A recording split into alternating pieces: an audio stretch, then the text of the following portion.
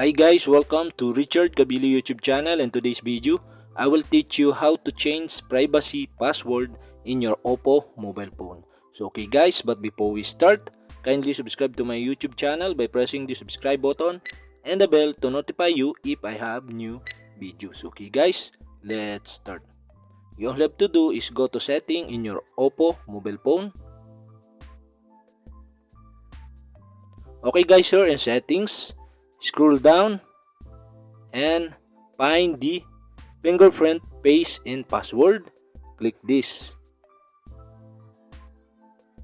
Okay guys, here in fingerprint, face, and password, you can see the privacy password is on. Okay guys, in this tutorial I will teach you how to change the password. So okay, all you have to do is click privacy password.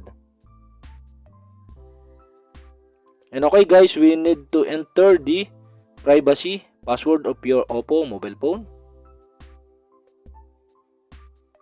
And okay guys, we here in privacy password in password management. And okay guys, you can see here the change privacy password.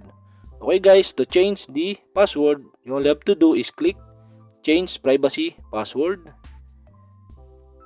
And okay guys, we need to enter again the password of your Oppo mobile phone.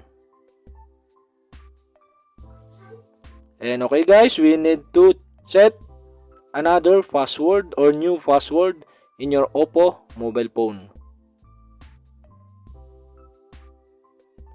And okay guys, after that, verify the new password.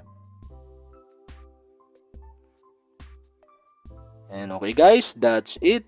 And we have successfully changed the privacy password of Oppo mobile phone. Okay guys, if you have a question, kindly comment below, and don't forget to hit the subscribe button and the bell to notify you if I have new videos. Okay guys, thank you for watching.